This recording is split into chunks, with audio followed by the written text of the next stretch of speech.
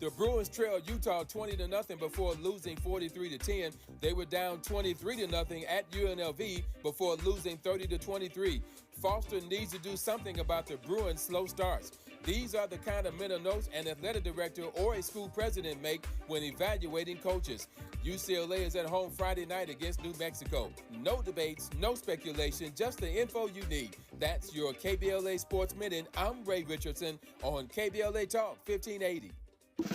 Are you ready to be a part of the conversation that will help shape our nation's future? Get ready to join us for the Left Coast Forum, Saturday, October 25th at LA Trade Tech, where progressive voices will come together to tackle the issues that matter most to working families across Los Angeles and beyond. From economic justice to climate action, from healthcare to housing, we're bringing together the brightest minds and most passionate advocates for real solutions and real change. With workshops, 2 major keynote addresses, and a closing reception with great music and good food. It's the Left Coast Forum, where your voice matters and your ideas take action. Saturday, October 25th at LA Trade Tech. Brought to you by KBLA Talk 1580 and the LA Progressive. The future won't wait, and neither should you. Mark your calendar now to be there and be heard. Stay tuned to KBLA Talk 1580 for more details.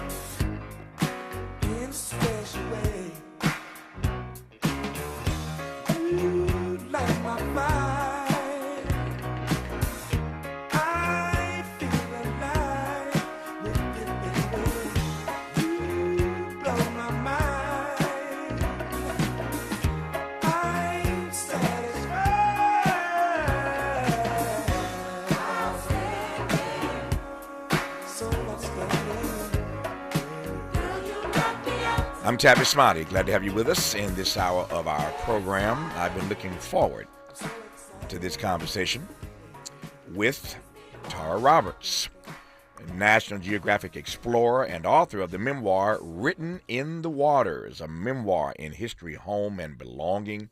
In the text, Tara dives into her work locating the wrecks of slave ships around the world.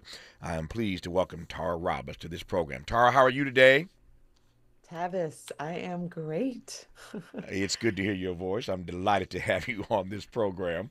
Uh, Um, and I'm glad we got an hour. I'm glad you have an hour. There's a whole lot to unpack with you. oh, And let me start with this. I am always fascinated, as this audience knows, it is the backstory to people and to work and to witness and to creation and to art. So it's the backstory that really fascinates me. And when I see someone who is in a field that is uniquely different than what most of us will ever do, it gets my attention. So tell me the backstory to how you fell in love with water. oh, well, I'd say I grew up loving water. Hmm. Um, Even though I'm from Atlanta, so I didn't know a lot about the ocean, Right. but I loved to swim as a kid. But I'll say that I never, ever thought about scuba diving. I never thought that scuba diving would be a thing, that would enter my life and consume it in the way that it has. Um, all of this really happened by accident. Mm. I was living in Washington, D.C. in 2016, and I got a ticket to the National Museum of African American History and Culture in DC. Hmm. And you know how powerful that museum is.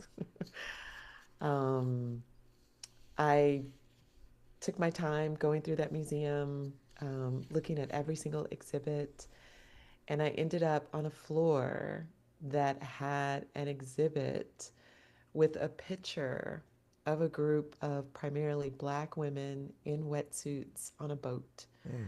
And I'd never seen a picture of Black women in wetsuits on a boat before. So it really stopped me in my tracks and fascinated me. Um, I was, like I was one of those kids who grew up like wanting to be adventurous, Mm-hmm. loving sort of fantasy, sci-fi stories. Really loved the idea of people out in nature doing their thing. But I didn't see a lot of us Yeah. out there in that way. So to see this picture of these women in wetsuits on a boat, like it just really struck a nerve with me. And then when I read to find out who they are, I found out that they were a part of this group called Diving with a Purpose, Mm-hmm. and that what they did was to search for and document slave shipwrecks. Mm. So I was So like, I got to be part of it. yeah, yeah. So you had childhood dreams of this kind of adventure. Yeah, well, I won't say that I was thinking necessarily of the water, Mm-hmm.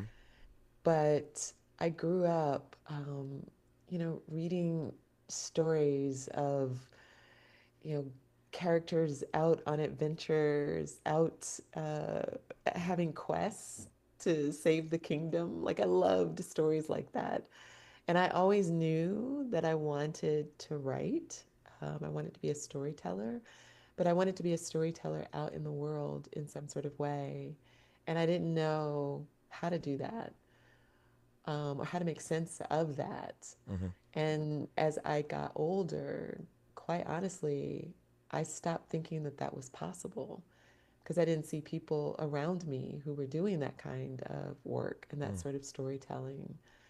So, yeah, seeing the divers, and I'll also say that when I saw the divers, I didn't immediately think, oh, let me go tell stories about these divers. I just wanted to be a part of the work, some sort of way.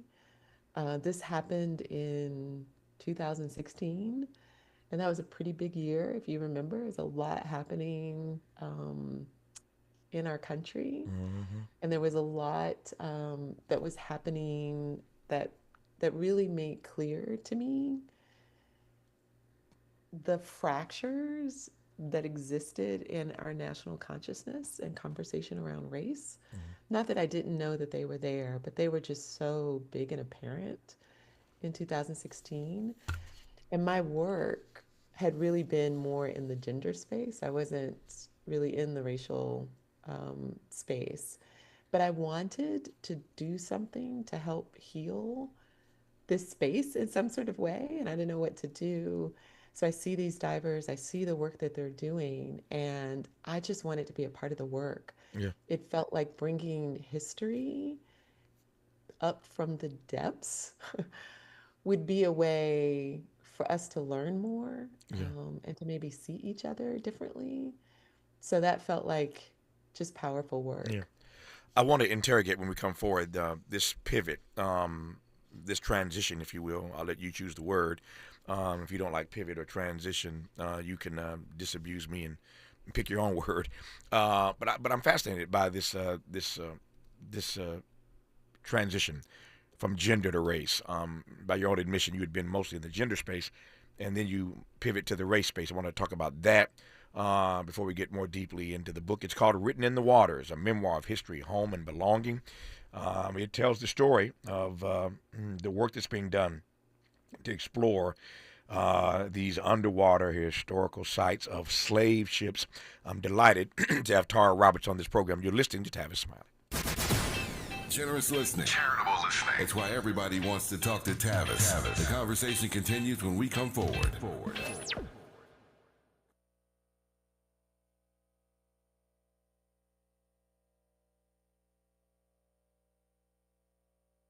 Make a move into a home of your own. With City National Bank's Ladder Up Home Loan Grant, you could receive up to $20,000 that you never need to pay back. Use it toward your down payment, save on closing costs, or to buy down your mortgage rate. Find out more at cnb.com/ladderuphome. City National, here for every stage of the journey. Property must be in a qualifying market in California, New York, or New Jersey. Additional terms and conditions apply. Not all applicants will qualify. Terms are subject to change without notice. City National Bank is an equal housing lender. Member FDIC. NMLS number 536994.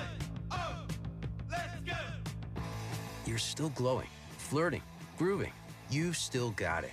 But your immune system weakens as you age, making it harder to fight flu, pneumococcal pneumonia, RSV, and COVID-19. Vaccines are a key part of any health routine and help strengthen your immune response. Ask your doctor or pharmacist which vaccines you need. Schedule in minutes at vaxassist.com. Sponsored by Pfizer. Why choose a Sleep Number smart bed? Can I make my site softer? Can I make my site firmer? Can we sleep cooler? Sleep Number does that. Cools up to 8 times faster and lets you choose your ideal comfort on either side. Your Sleep Number setting. It's the Sleep Number biggest sale of the year. All beds on sale up to 50% off the limited edition smart bed. Plus free premium delivery with any smart bed and adjustable base. Ends Labor Day. All Sleep Number smart beds offer temperature solutions for your best sleep. Check it out at a Sleep Number store or sleepnumber.com today. KBLA Talk 1580. We've got a lot to talk about.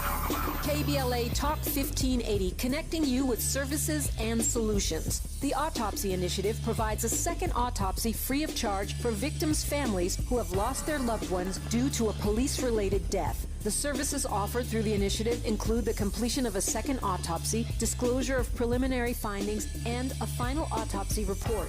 A police-related death is when an individual is harmed by police officers using deadly force, which results in an individual's death. Police-related death includes in-custody deaths, including those that arise during contact with law enforcement officers during arrest, pursuit, booking, transport, or incarceration. The Autopsy Initiative has a team of board-certified pathologists on call. An autopsy request may be completed by anyone with a close relationship with the victim, which may include the victim's spouse, partner, relative, close friend, or lawyer. To request a free second autopsy for a victim of police violence, please visit knowyourrightscamp.com. That's knowyourrightscamp.com. Then click on Autopsy, then click on Request. At KBLA, we believe in justice for victims of police violence. We say their names, and we don't black down. This is a community call to action from KBLA Talk 1580. Let's get back to more of this rich dialogue with Tavis Smiley. Tavis Smiley and Tara Roberts. We'll just call this the Tara and Tavis show for the rest of this hour. Her book is called Written in the Waters, a memoir of history, home, and belonging. So Tara, you were telling me, actually you weren't telling me, you mentioned it, and I want you to tell me more about this pivot, this transition from the gender work that you were doing, or the work you were doing in the gender space, to being so called out by this photo of these black women in their scuba diving gear in this photo that you saw at the Blacksonian. But tell me about that pivot from gender to the race space. First, I have to say I like the TNT show. Yeah, there you go. I like that. I like that too. Tara and Tavis. I can work at that today. Yeah. Yeah. I don't know that it was a fully conscious decision to pivot. Mm-hmm. Like I just knew that I wanted to do something to help heal the space. And I didn't know if that was something that I'd do on the side or something that I would write. I didn't know that it would turn into a completely different career path.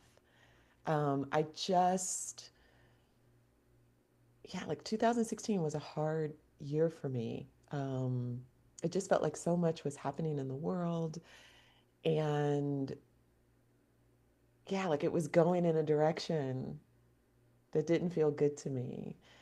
So when I saw that picture, I didn't immediately think, oh, I'm going to stop everything that I'm doing and I'm going to be a part of this. I did think I wanted to be a part of it. I imagined myself diving with the divers and helping to locate this history and helping to tell these. I actually wasn't even thinking about telling the stories at that time. I just wanted to be a part of it and to do something meaningful in the world. And then the more I got involved, because I had to get scuba trained, like I was not a scuba diver at all. So I had to go get trained. And then I had to do the training in order to participate in the work that they're doing. So that took me about a year to do. But along the way, I started to get to know these divers, and I loved what they were doing. I realized that there's a whole world of Black scuba divers, and who knows about that? Yeah, yeah, It's thousands of these divers who are passionate about it and who are doing amazing work in the world. So I started to think, maybe there's a story in this. And I will also say that at the time, I had moved away from my storytelling roots as well.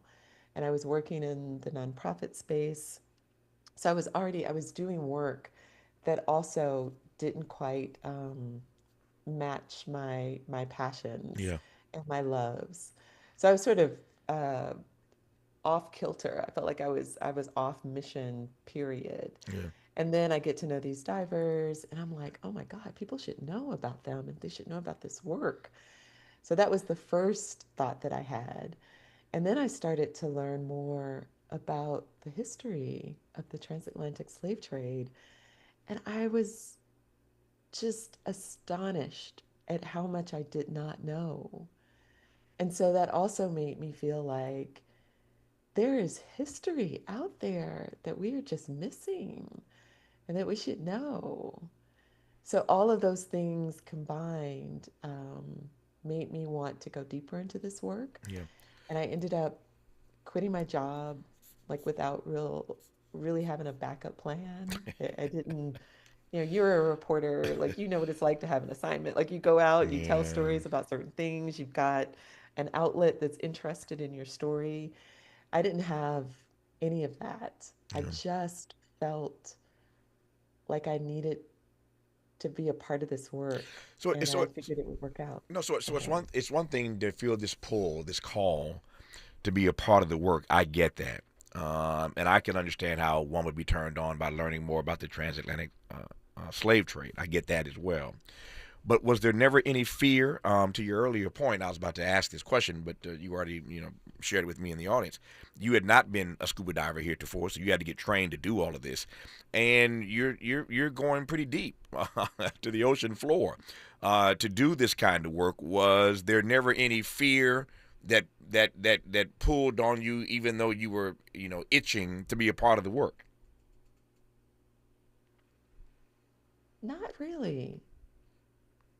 When I quit my job, I hadn't finished the training to participate in the work that we do underwater, Hmm. which is called it's underwater archaeology mapping that we Hmm. do under the water.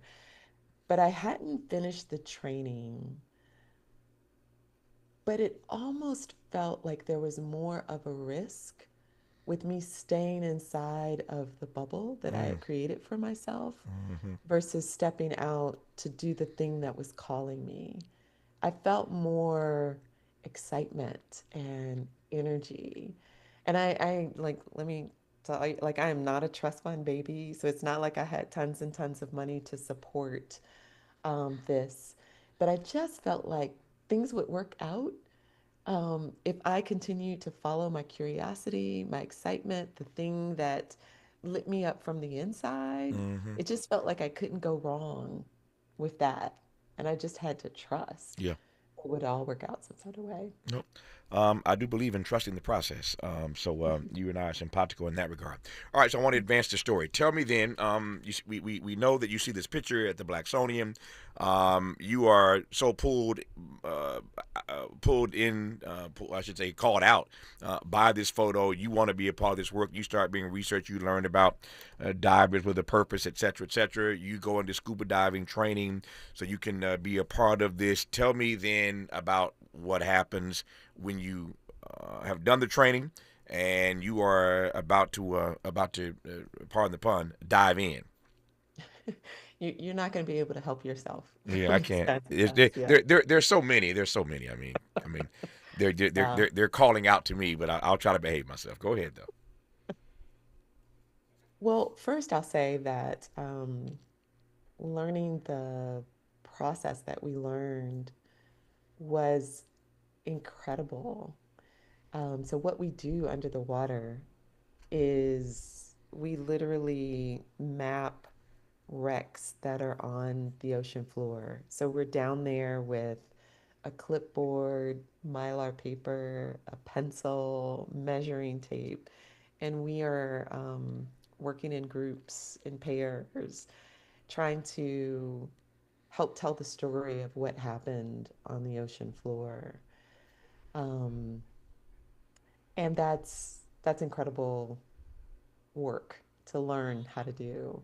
So to be out there in the water, working on actual ships, it's I I don't even know how to fully express what I feel.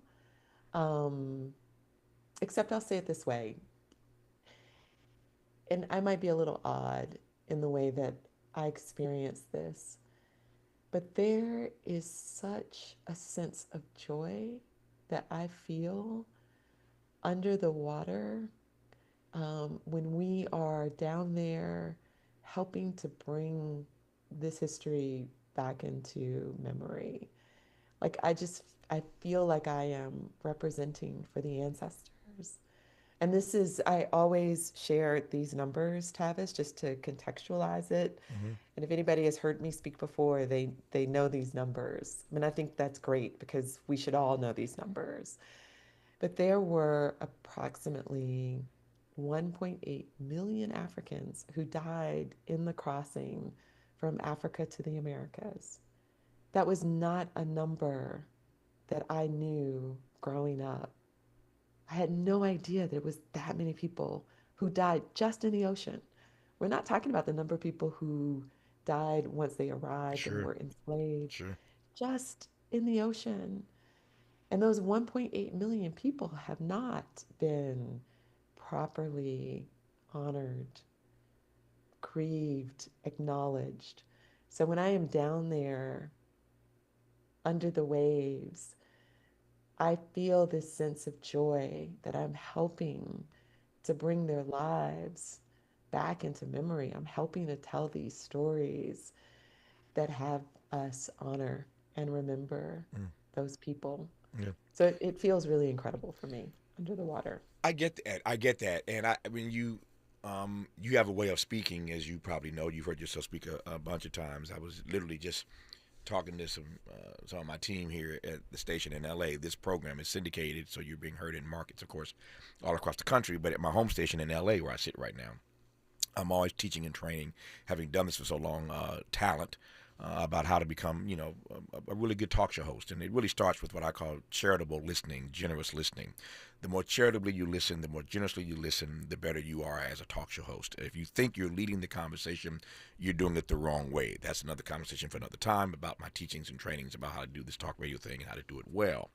But one of the things I was just saying the other day was that it helps when you calibrate the pace, the timbre of the voice of the person you're talking to. So you can't be way up here if they're way down here, and you have a real interesting way of presenting. It's like the quiet storm. You're soft spoken. You talk at a certain pace, and so I'm trying to calibrate my back and forth with you based on what you're presenting me. So You do need me to speed it up a no, no, little no, bit? no, no, no, no, no, no, no. I'm cool with it. I want you to present the way you present. I mean, it works for me. It's pulling me in. I'm sure it's pulling the listeners in. But I raise that only because you have this way of pausing as you speak. You're very careful, and and there's a methodology to how the words come out of your mouth. And so you were pausing a moment ago after you sort of teed up what this feeling was that you get when you're at the bottom of the ocean. And I was prepared for any number of words in that pregnant pause, but I was not prepared for the word joy. And I wasn't expecting the word joy, as you probably already surmised, because I can't imagine the anger, the frustration, give me another word, that one feels when one sees these ships at the bottom of the ocean, when one considers these almost 2 million Africans who died at sea, to your point. So I wasn't really expecting the word joy. I'm glad that you got there, and I understand it now that you've explained it. But I wasn't expecting the word joy to come out of your mouth. Does that make sense to you? Oh, yeah, it does. It Yeah. does. Yeah. That's why I also said I might be a little weird. No, no, no, no, no. Because I won't say that that is the experience of all the Yeah. divers that dive. I know that there are numbers of some of my colleagues and co-divers who feel a range of emotions. Mm-hmm. And definitely sadness is a part of that, Yeah. pain. Um, One of the things to note, Tavis, is that when we're below the water or below the waves, what we see on the bottom Mm-hmm. are not fully intact shipwrecks. Mm-hmm. Like we won't go down and see the Titanic. Like it won't look like Yeah, the yeah, Titanic yeah, yeah. because most of the ships that brought captive Africans to the Americas were made in the 1600s, the 1500s, 1600s, Mm-hmm. 1700s, and they were mostly made out of wood. And so Mm. when they wreck, They break they apart. tend to splinter. Oh Yeah, they yeah, break apart. yeah, yeah, yeah. And then the ocean reclaims them Mm-hmm. over the decades and centuries. So when we're down there, we're seeing pieces, and these pieces are often encrusted in coral, or marine life has made homes out of those pieces. Mm-hmm. So they don't look like shipwrecks. It takes a minute to identify and understand what you're seeing. So to the extent that you can explain this to me, and I'm not the brightest bulb in the box, but I think I can follow you. How then do you, to your point about this, underwater archaeology mapping, how then, when broken up into pieces, do you put the pieces together, so to speak? Yeah, it's hard work. Um, I don't think that well, there's one, there's always an exception Mm-hmm. to the rule because there is one ship that is intact, but it's a very unique ship, Mm-hmm. and that ship is the Clotilda. Oh yeah, I've talked about it many She's times on this program, many times. Yeah, got yeah. it. I know it Yes, well. Yeah, the Clotilda is such an incredible that's the one in story. In Alabama, correct? Yeah, Yes, yeah, yeah, yeah, yes, yeah. and it's the most recent one to be found. Right. It was found in 2019. But what makes that one so unique is it was sunk. They tried to get rid of the evidence, and so they sunk it in the Mobile River. Mm-hmm. And that river is a very muddy river, and so the mud served to preserve the wreck. Mm. But most of the other wrecks that we found have been in the ocean, and those wrecks are definitely at the effect of the ocean. So it's unlikely that somebody would just be swimming along Yeah. and they would come across a wreck. The way that we find these wrecks is we start in the archives. And that's why it's important for this work to include historians, archaeologists, and divers. And Yeah. sometimes divers are all of those things. All of the above. Yeah. Yeah, sometimes they're not. Yeah. But the work of identifying them starts in the records. And surprisingly, there are so many records about these ships. I didn't know that until I started this work, but as I Yeah. realized the reason why, I was like, this makes a lot of sense. The slave trade was big, Hold that, big hold in that the thought. Hold that thought. 1 second, Tara. I'm looking at my clock here. I want to come back to that notion of how big the slave trade was. We'll pick up on that notion. This book is really about exploring and documenting the historical sites of slave ships, as Tara just mentioned. But at its core, I think the book is also an exploration of identity. It's a quest for belonging, and we'll get to that part of the story that we haven't tapped into yet when we come forward with Tara Roberts. Why does Tavis say when we come forward? Because he's not going back. And you don't have to go back either. Forward ever, backward never. More of Tavis Smiley when we come forward.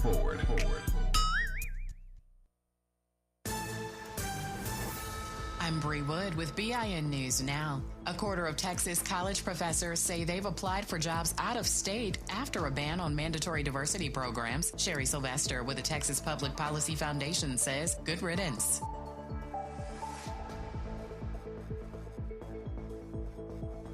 Critics argue the professors are upset about censorship, but once used DEI to silence others. Black Congresswoman Ayanna Pressley is urging the Fed to act as black unemployment climbs to 7.5%, up from 6% in February, largely due to job losses among black women and DEI rollbacks. And journalist Frederica Polidoro is facing backlash for excluding actress Ayo Debris from a question on Me Too and Black Lives Matter. Polidoro denies racism, citing her diverse background and journalistic experience. Get BIN News now on demand 24/7 on the iHeartRadio app. Think It Up is an initiative to activate student-powered, teacher-led learning projects. Students and teachers, how can you spark great learning experiences in your classrooms today? Join at thinkitup.org. Is this the This is the KBLA Sports Minute with Ray Richardson. The Dodgers were 3 outs away from a combined no-hitter Monday night against Colorado. They didn't get the no-hitter, but they won the game 3-1. Reliever Tanner Scott gave up a leadoff double in the ninth to ruin what would have been the 25th no-hitter in the Dodgers franchise history. Tyler Glasnow held Colorado hitless in the first 7 innings. Things are not looking good for the UCLA football program and head coach Deshaun Foster. UCLA is 0-2 after losing to Utah and UNLV by a combined score of 73-33. The Bruins trailed Utah 20-0 before losing 43-10. They were down 23-0 at UNLV before losing 30-23. Foster needs to do something about the Bruins' slow starts. These are the kind of mental notes an athletic director or a school president make when evaluating coaches. UCLA is at home Friday night against New Mexico. No debates, no speculation, just the info you need. That's your KBLA Sports Minute. I'm Ray Richardson on KBLA Talk 1580.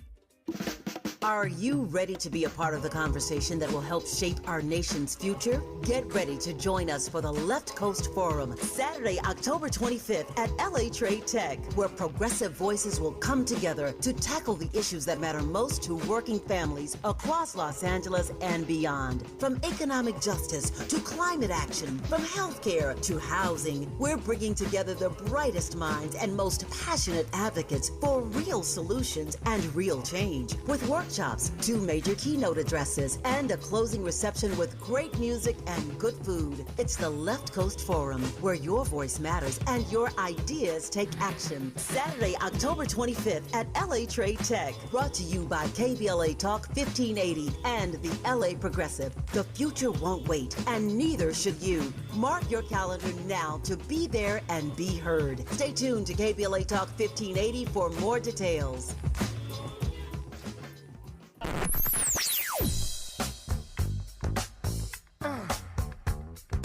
This is KBLA Talk 1580. Talk radio. That's music to your ears. We're unapologetically progressive. KBLA Talk 1580. Paid for by government.com. Did you know? The United States Mint has issued a new Morgan silver dollar coin in proof condition for the first time. Not only that, they are also minted in 99.9% pure silver for the first time ever in history. Coin experts are calling this an amazing opportunity for anyone that knows the enduring popularity of Morgans. But you must hurry. Only 400,000 of these legal tender silver dollars were issued. These first ever Morgan silver dollars are brand new with stunning mirror-like finish, minted by the iconic San Francisco Mint. Call now and you're guaranteed a new first ever 99.9% pure silver proof Morgan dollar. To learn more, call 1-800-973-9717. If you order now, you will receive a free coin collector bonus pack, a $25 value, free with every order. Call 1-800-973-9717 now to secure your new Morgan silver dollars before they are gone. That's 1-800-973-9717. Is reviewing life insurance on your to-do list? Now's the perfect time to add it.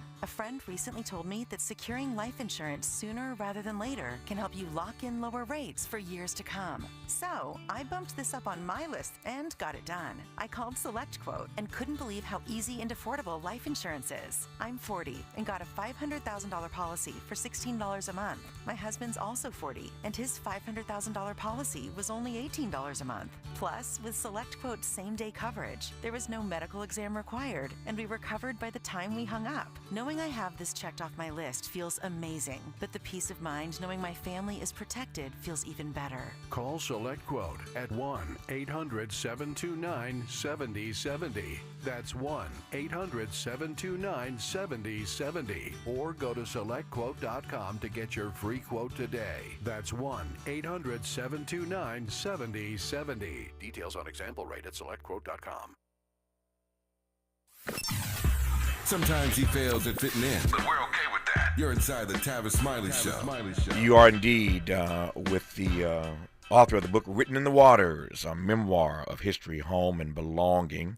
The author is Tara Roberts, and I am honored, delighted to have her on this program in this hour. I was up against the clock there, Tara, and you were just telling us about the evidence that you have, the data, the research that you have found yourself tapping into as a part of this journey, and you were just at the point of telling us how big, that's your word, how big the slave trade was. Pick it up there, Tara Roberts. Yes, the slave trade was indeed big business. It created a lot of wealth. It's a lot of wealth that still exists today for certain companies and individuals or their descendants. So because it was such big business, these ships were insured. They were insured. And so when they wrecked, insurance companies, as it happens today, if you file a claim with a company, the insurance company comes in to investigate. And so through these investigations, the insurance companies would gather a lot of data. They would look at captain's logs, crew's logs. There might be court depositions. There might be manifests, all sorts of information that still exists today in the archives. So we know that there were approximately 12,000 ships that brought Africans to the Americas. And historians estimate that somewhere around 1,000 of those ships wrecked. To date, less than 20 have been found and properly documented. But we start in the archives, and that's just the start. Because after that, then we have to go to the ocean to try to find them. But as I said, they are super hard to find. Not only has the material been absorbed by the ocean, but the ocean also doesn't stand still, so it moves things around. So what you get in the archives are general indications of where a ship might have gone down. And then you've got divers that use equipment initially to be able to try to source where they might be underwater. So they use equipment like magnetometers, side scan sonars, this sort of equipment that can help them identify anomalies, like metal anomalies. And when they find these metal anomalies, then divers go in to look at them, because it could be just a Coke can that they're finding. But the divers go in, they look, and then when they find something that looks promising, then archaeologists have to test those materials and see if they match the wrecking event and the information in the archives. So it's a whole long process. Tell me what you learned when you were first turned on by that photo of these black woman divers at the Blacksonian, and you started delving into this. I wonder if you might just share briefly a word about the history of these black scuba diving groups, like Diving with a Purpose. I'm still holding on to that word joy that you referenced earlier. Whatever emotion one feels when one goes down in the water to document these historic slave ships, whatever one feels, I love the notion of diving with a purpose, because they're doing it for a particular reason.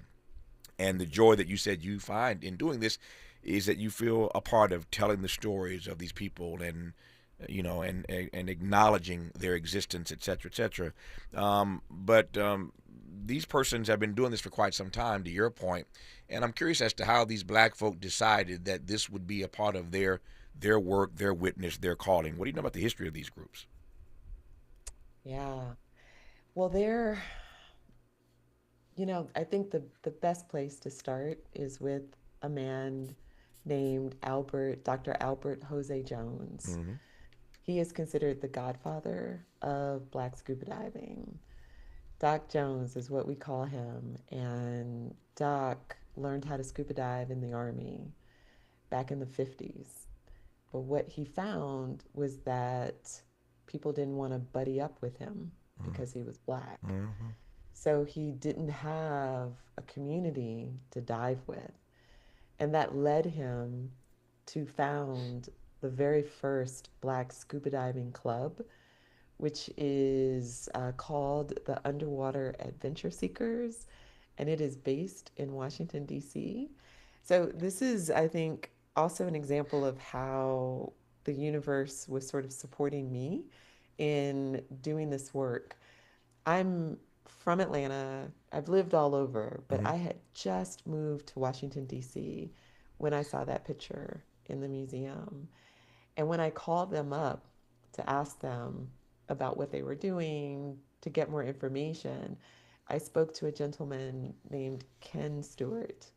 Ken Stewart, he's at the time he was 72 years young. He's this like slick sort of New Yorker who's been living in DC. Sorry, he's been living in Tennessee. And when I called him up, we talked. Eventually, he invited me to come dive with them. And he was like, if you want to do it, I'll get you in the next class. And he said to me, and I'll never forget this, because Ken likes to call me by my full name. So he was like, Tara Roberts, do you know that you live in the epicenter of black scuba diving? And I was like, what? What are you talking about? I live in Washington, D.C. He was like, that's what I'm talking about. That's where all the cats are. The baddest cats in the scuba diving space are right there in Washington, D.C. And if you want to do this, I'll get you in the class. So it turns out that this club that Doc Jones founded, which in, so what is it, in 2019, they celebrated their 60th anniversary. Mm. They've been around that long. Wow. And it is a strong club. Like when they roll on their adventures, like they typically do a dive trip every year Yeah. somewhere in the world. They roll deep. It's like 100 people will descend on a resort, and they're all badass divers. So They rolling like Wu-Tang Clan. That's a whole lot of people. exactly. Yeah. Exactly. Yeah. I ain't mad at him. I ain't mad at him. Yeah. So there's a whole community of this. And Doc Jones also, like after he founded the Underwater Adventure Seekers, he realized that there were divers in other states that also wanted to dive and were having the same experience that he had, where people didn't want to die or buddy up with them on the boats. So Doc and another guy founded the National Association of Black Scuba Divers. And that now it's got clubs in pretty much every state.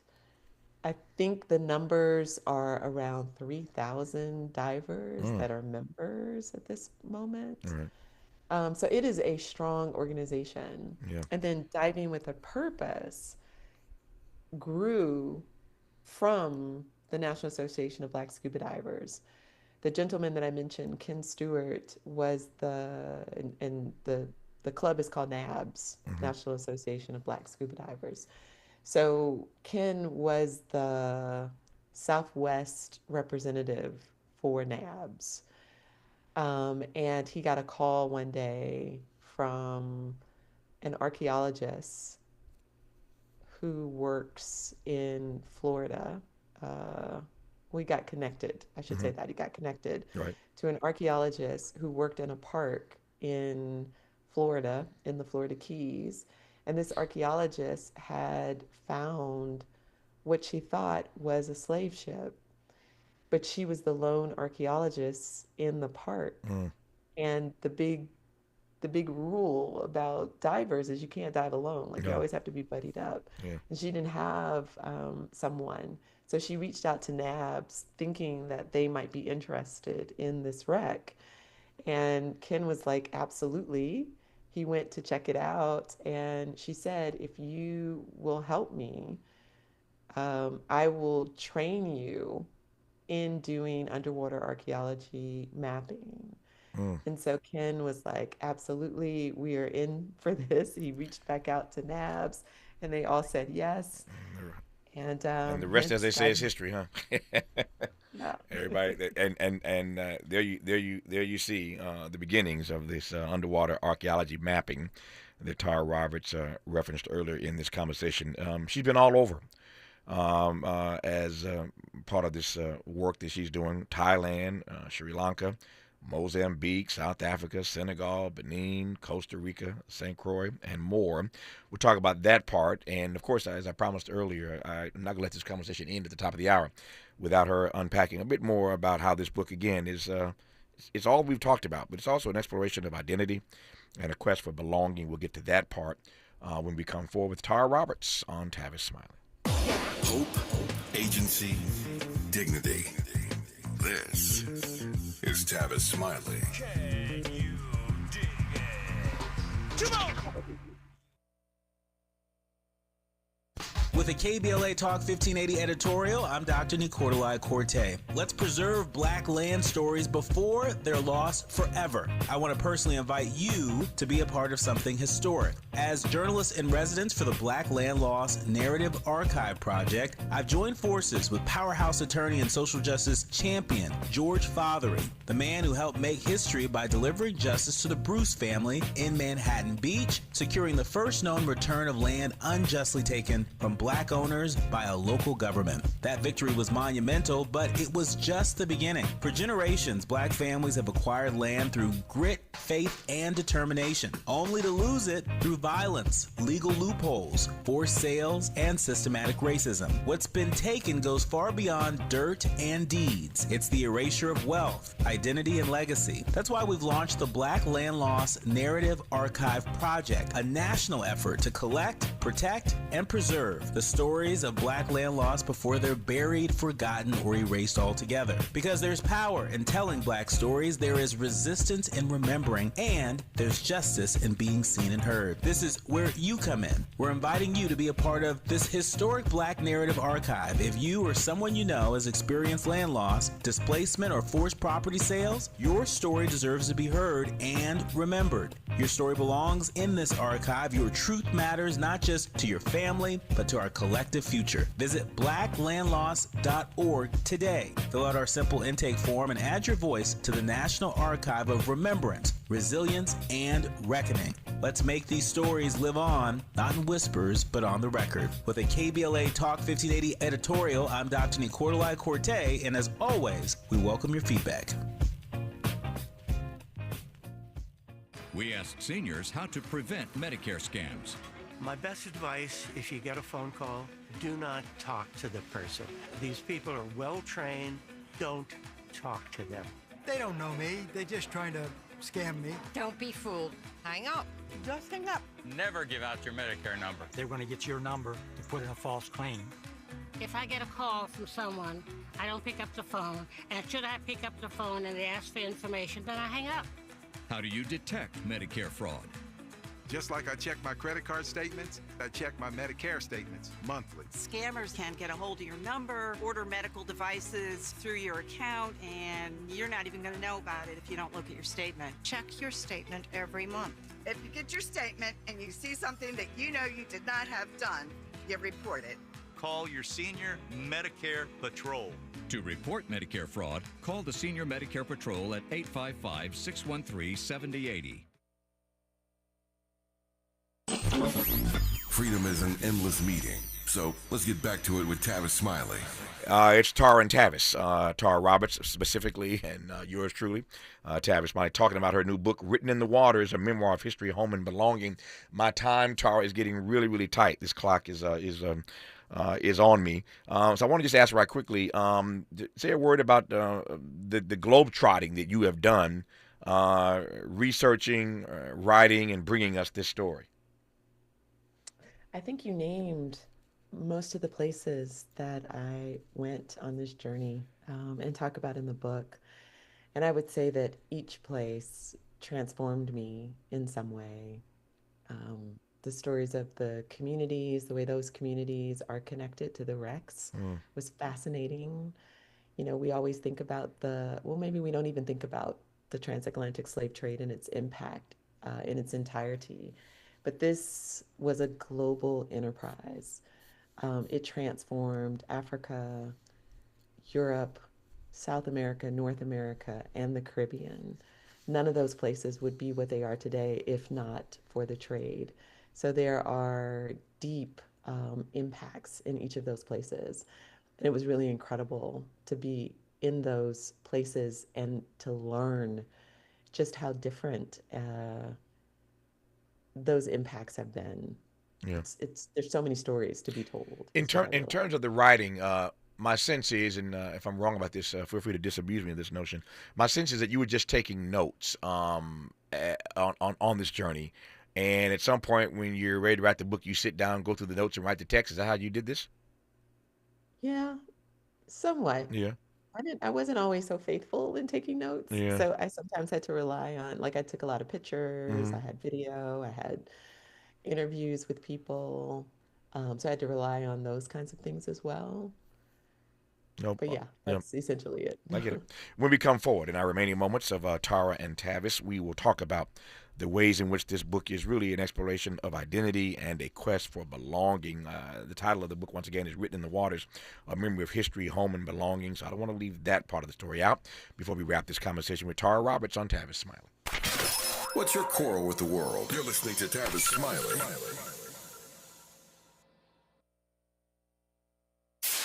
KBLA Talk 1580. We've got a lot to talk about. KBLA Talk 1580 is committed to self-care and community well-being. Walk Good LA was formed in June 2020, inspired by the Black Lives Matter movement and the beginning stages of the COVID-19 pandemic. What began as a few minutes of breath work and yoga meditation before protests against police brutality turned into a safe space for the community to heal in hard times. The immensely positive response from the community transformed the momentum into a movement. Today, Walk Good LA is a Black and Brown-led community wellness organization based in Los Angeles. They provide spaces for healing through community yoga classes, guided meditations, hikes, run clubs, and other activations throughout Los Angeles that attract hundreds of members weekly. With the help of Propel and Michael B. Jordan, they now have a yoga and wellness studio in Los Angeles called the Walk Good Yard. To join their mailing list and connect with healing spaces, please visit walkgoodla.org. That's walkgoodla.org. Or find them on Instagram at walkgoodla. This is a community call to action, a community call to healing from KBLA Talk 1580. Hi, I'm LA City Councilmember Curran Price, inviting you to the 30th anniversary of the Central Avenue Jazz Festival, Saturday, September the 20th, from 11 a.m. to 7 p.m. We've got 4 pavilions, 3 stages of live music, plus food, fun, and a marketplace all along historic Central Avenue between MLK Boulevard and Vernon Ave. Our featured acts this year are Gregory Porter, Pancho Sanchez, and Jasmine Horn at the 30th anniversary of the Central Avenue Jazz Festival, Saturday, September 20th, 11 a.m. to 7 p.m. along Central Avenue between MLK Boulevard and Vernon Avenue. Come out and bring the whole family because this legendary celebration is free. For more information, go to centralavjazzfest.com. I'm LA Councilmember Curran Price, and I absolutely approve this message. If you're like me, 60 and retired, making ends meet, especially here at the supermarket and drugstore, is tough. I'm so blessed to have found benefitscheckup.org. It's a free and confidential website from the National Council on Aging that connected me to $1,200 a year in programs that help pay for food, medicine, utilities, and more. Maybe it can help you. benefitscheckup.org. You know where you want to go in life, and City National Bank can help. City National knows the dedication it takes to build your vision for the future into a reality, and our team is here for you. We have a wide range of options to help, from personal savings accounts to interest-bearing money market savings accounts and more, all designed to help you get where you want to go. City National, here for every stage of the journey. Learn more at cnb.com. City National Bank is a subsidiary of Royal Bank of Canada, member FDIC.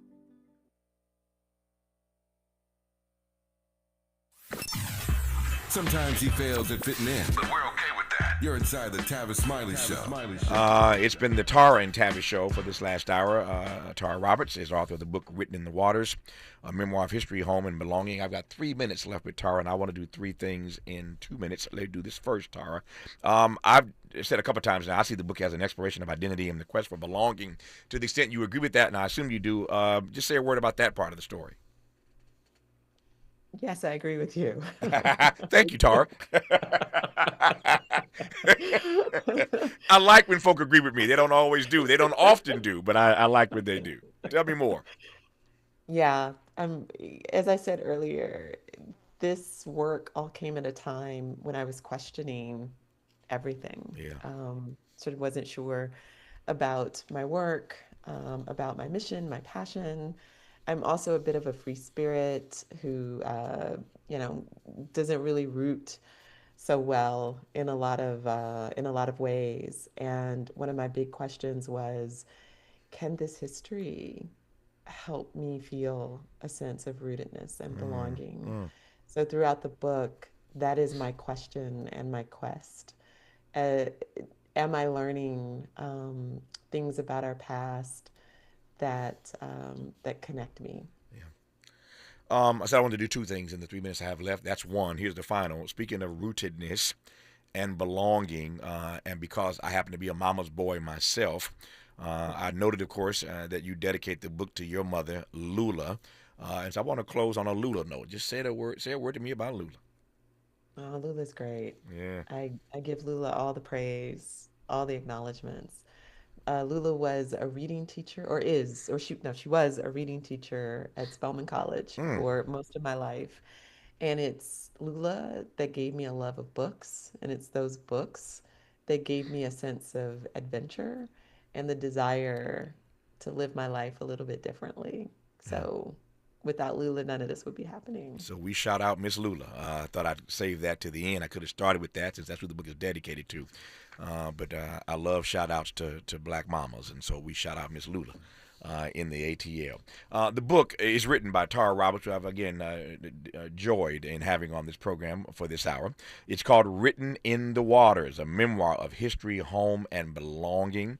Tara, thank you for the work. Thank you for the witness. Thank you for the conversation. I enjoyed this immensely. Thank you for having me, Tavis. It's so great to connect to you. No, I loved it. Thank you. Just like that, 3 hours gone. Back here tomorrow, Lord willing, to do it all over again. Until tomorrow, thanks for tuning in to Tavis Smiley. And as always, keep the faith.